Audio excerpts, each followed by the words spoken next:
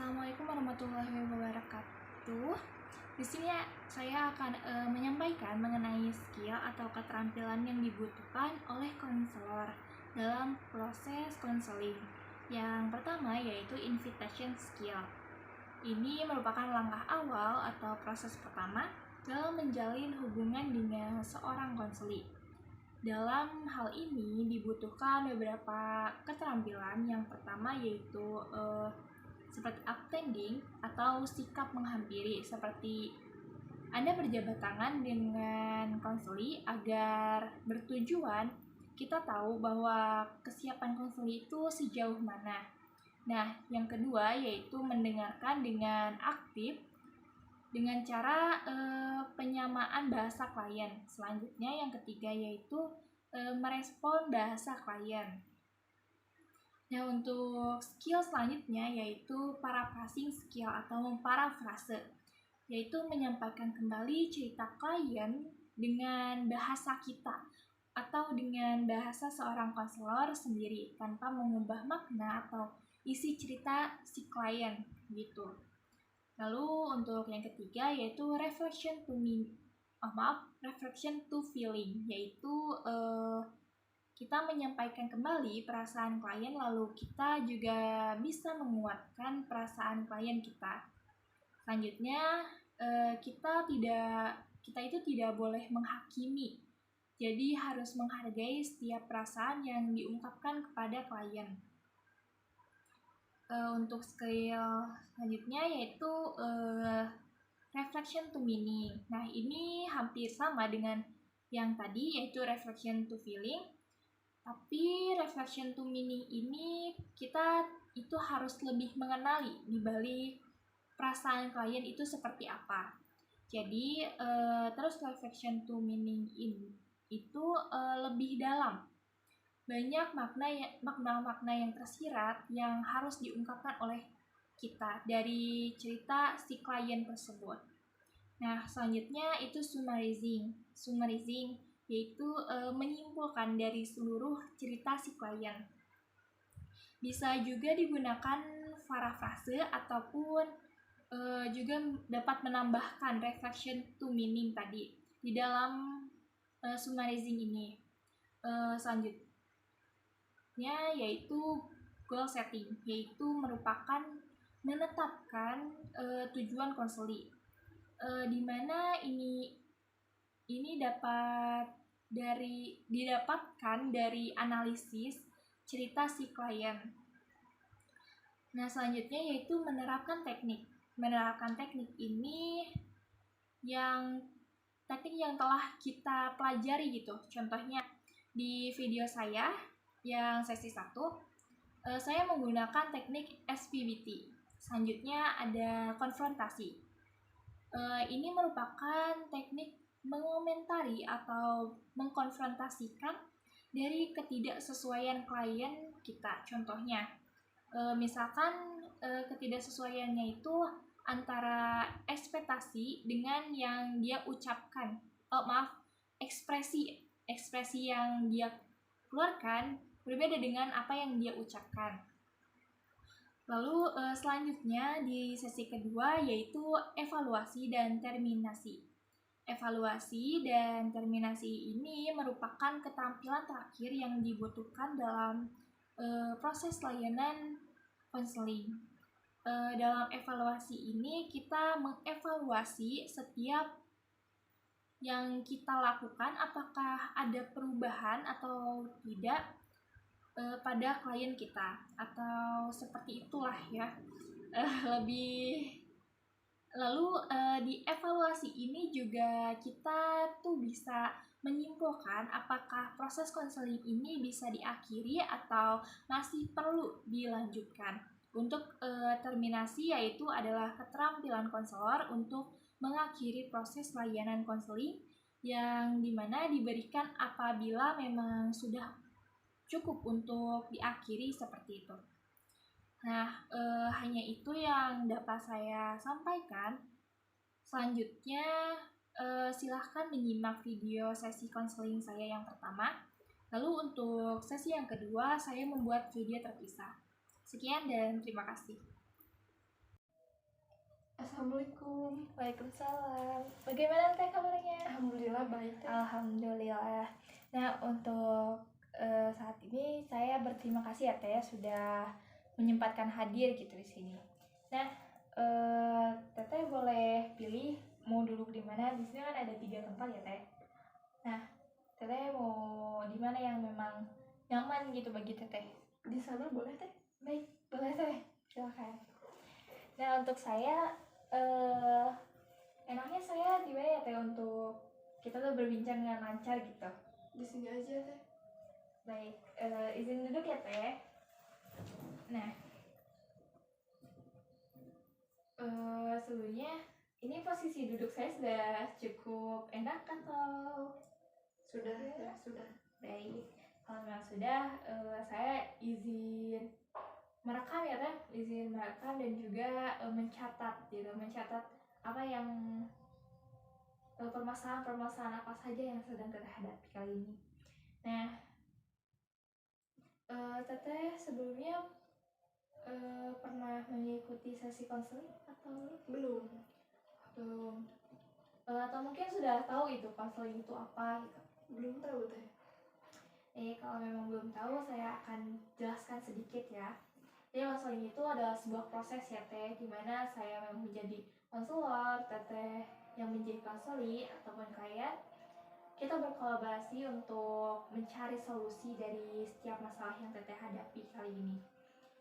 Nah, dan juga bisa diartikan saya tuh memfasilitasi gitu ya teh.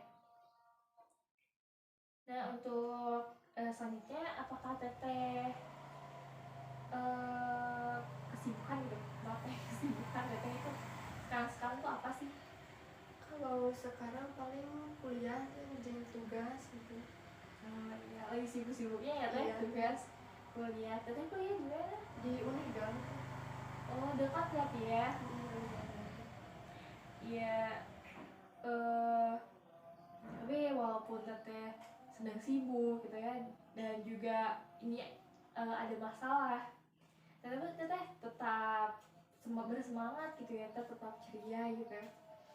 Iya, sumringah gitu kelihatan banget gitu. Ya, selanjutnya gitu, saya akan menginformasikan tentang sesuatu yang kita bicarakan gitu. Misalnya orang tua teteh atau saudara teteh atau mungkin teman-teman teteh ataupun pasangan teteh ingin tahu tentang hal ini, tentang apa yang kita bicarakan, batasan-batasan mana saja yang boleh saya beritahu pada mereka. Hanya kita berdua aja mungkin teh. Baik, ya kita berdua saja ya teh, biar itu menjadi rahasia gitu. Baik, selanjutnya apakah ada yang ingin ditanyakan sebelum lanjut ke sesi berikut? Untuk waktunya berapa lama teh? Baik, untuk terkait waktu ya, kita sepakati juga ya, sekalian sepakati untuk kedepannya. Saya informasikan dulu, waktu itu dalam satu sesi ya teh. Dalam satu sesi itu 1 minggu gitu. Jadi 1 minggu sekali. Berarti dalam artian kita sebulan ke depan kita akan melakukan sesi konseling. Berarti ada 4 sesi ya teh. Nah, dalam satu sesi itu waktunya ada 45 menit atau 60 menitan. Mungkin itu tergantung tergantung masalah itu selesainya sampai mana gitu teteh. Atau mungkin teteh mampunya dalam waktu berapa menit? 45 menit gitu ya. Boleh. Ya 40 30-an lah ya. Nah, untuk perjanjian waktunya mau di hari apa gitu teteh bisanya? Paling hari Minggu teh. Baik, hari Minggu ya teh, tapi untuk waktu temunya kita bicarakan lagi nanti ya teh, jika di hari H nanti. Baik, untuk selanjutnya saya kan sudah menuliskan juga ya di form bahwa saya sedang overthinking gitu. Tapi boleh disebutkan kembali apa yang akan kita tuntaskan pada pertemuan kali ini. Jadi saya tuh selalu overthinking teh tiap malam. Oh, overthinkingnya tuh kenapa teh? Boleh dijelaskan? Jadi gini, akhir-akhir ini saya tuh sering bertengkar sama pacar saya teh. Ditambah konflik dengan teman sekelas saya, padahal saya gak tahu salah saya itu apa. Jadi teteh punya permasalahan tentang hubungan dengan orang lain, hubungan dengan orang-orang terdekat teteh gitu. Iya teh benar. Kadang saya selalu berpikiran buruk juga tentang mereka gitu, apakah mereka selingkuh. Ya, jadi teteh berpikiran buruk pada mereka sampai mengganggu pikiran teteh. Iya teh. Apa yang membuat teteh berpikiran seperti itu? Karena pacar saya pernah bahkan selalu memarahi saya tanpa alasan yang jelas juga teh. Dan terkadang karena hal kecil dia selalu membentak saya. Oh, oke. Teteh merasa kecewa karena sikap pacar teteh begitu. Iya teh. Lalu bagaimana dengan teman teteh? Seperti yang saya katakan tadi teh, tiba-tiba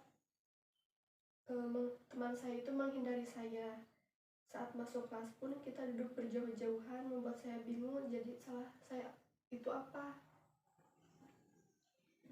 Baik, teteh merasa sedih karena tiba-tiba teman teteh menghindar atau menjauh gitu tanpa alasan. Iya teh. Baik, lalu apa alasan teteh berpikiran bahwa teman dan pasangan teteh itu bermain di belakang teteh?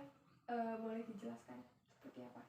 Jadi gini teh, saya itu selalu bercerita kepada teman saya tentang masalah pacar saya. Tapi setiap kali saya ceritakan, teman saya selalu membela pacar saya dan menyalahkan semua salahnya kepada saya. Dan disitulah saya berpikir bahwa teman saya benar-benar suka kepada pacar saya teh. Jadi saya merasa curiga gitu ya teh kepada teman teteh karena dia selalu membela pacar teteh gitu. Iya begitu teh. Dan juga sebaliknya, setiap saya menceritakan atau mengeluh tentang teman saya kepada pacar saya, dia pun selalu membalikkan bahwa saya yang salah. Dan semenjak itu saya sering berpikiran yang tidak baik tentang mereka juga teh. Baik, Teh Nadia, boleh saya simpulkan ya bahwa Teh Nadia itu merasa sakit hati gitu karena selalu Teh Nadia yang selalu disalahkan oleh teman dan juga pasangan teteh, sehingga itu mengganggu pikiran dan waktu istirahat teteh ya. Iya teh. Tapi jika memang hal itu benar, saya ikhlas teh untuk melepaskan pacar saya. Tapi walaupun teteh bilang teteh ikhlas gitu ya, saya lihat teteh itu begitu berat gitu untuk mengikhlaskannya karena saya lihat mata teteh berkaca-kaca gitu. Ya baik, mungkin selanjutnya jika boleh skalakan gitu ya teh, dari misalkan 0 itu teteh baik-baik saja dan 10 itu sangat berat. Berada di angka berapa permasalahan ini? Angka 8. Cukup tinggi ya teh angka tersebut. Lalu dari sesi konseling ini apa yang teteh harapkan terjadi ke depannya?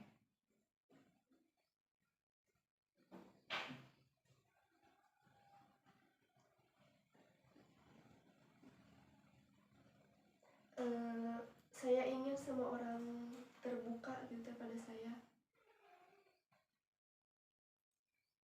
Baik, keterbukaan seperti apa sih yang Teteh harapkan? Seperti kan jika memang saya salah dapat menegur dan berbicara dengan baik.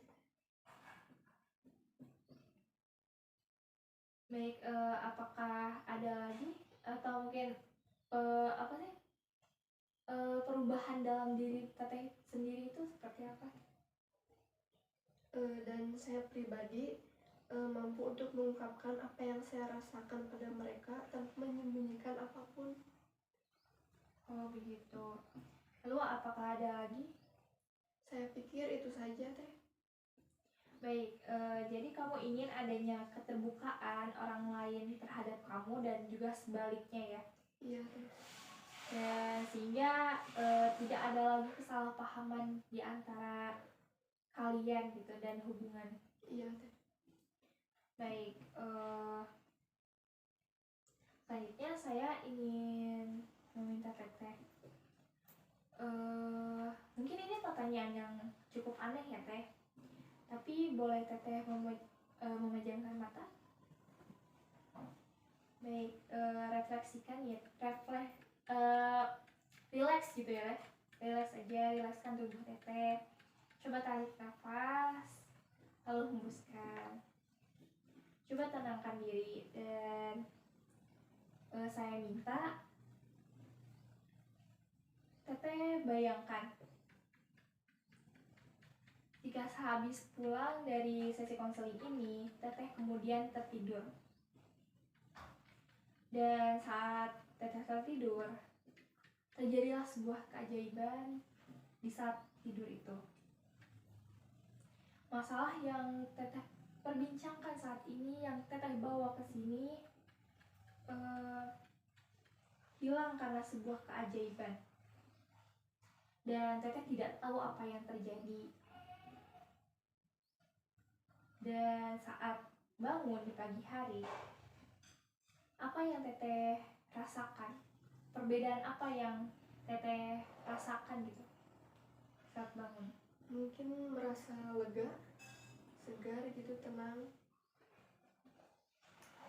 Baik, boleh dibuka lagi matanya Teh?